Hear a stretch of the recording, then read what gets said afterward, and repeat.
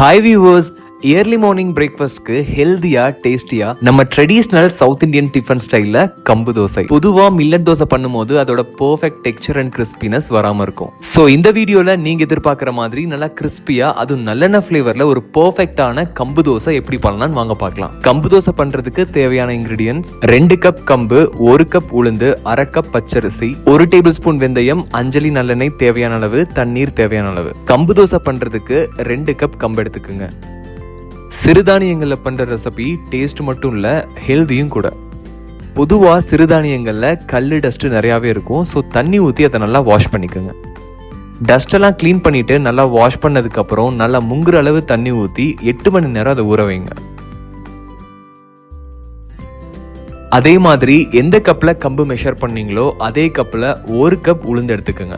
And 1/2 cup பச்சரிசியும் அது கூடவே add பண்ணிக்கோங்க. அண்ட் தோசைக்கு ஒரு கோல்டன் ப்ரௌன் கொடுக்கறதுக்கு 1 டேபிள் ஸ்பூன் வெந்தயம்.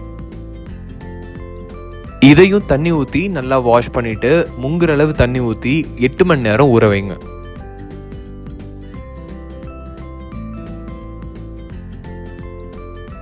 எட்டு மணி நேரத்துக்கு அப்புறம் கம்பு நல்லா ஊறி இருக்கும். தண்ணியை வடிகட்டிட்டு மிக்ஸி ஜார்ல இதை ஆட் பண்ணுங்க. மிக்ஸி ஜார், கிரைண்டர் இல்ல உரல்ல கூட நீங்க இதை ஆட்டலாம். இதுல ஃபர்ஸ்ட் கொஞ்சமா தண்ணி சேர்த்து நல்லா சாஃப்டா அரைங்க. பேட்டர் ரொம்ப கெட்டியா இருந்ததுன்னா தண்ணி ஆட் பண்ணிக்கோங்க. இப்போ அரைச்ச கம்பு மாவை வேற ஒரு பாத்திரத்துல மாத்தி வச்சிருங்க. அதே மாதிரி ஊற வச்ச உளுந்து, பச்சரிசி, வெந்தயத்தையும் தண்ணியை நல்லா வடிகட்டிட்டு மிக்ஸி ஜார்ல ஆட் பண்ணுங்க. பொதுவா உளுந்து தண்ணி நிறைய அப்சர்வ் பண்ணும். ஸோ கொஞ்சம் கொஞ்சமா தண்ணி ஆட் பண்ணி நல்லா சாஃப்டா அரைச்சிருங்க. அரைச்ச இந்த மாவை ஆல்ரெடி அரைச்சு வச்சிருக்கிற கம்பு மாவு கூட சேர்த்து நல்லா மிக்ஸ் பண்ணுங்க. தேவையான அளவு உப்பு சேர்த்து பேட்டரை நல்லா மிக்ஸ் பண்ணுங்க. கரைச்ச இந்த மாவு பொதுவா 8 மணி நேரமாவது நல்லா புளிக்கணும். ஸோ இதை மூடி ஒரு 8 மணி நேரம் இல்ல, ஒரு நாள் நைட் ஃபுல்லா புளிக்க வைங்க.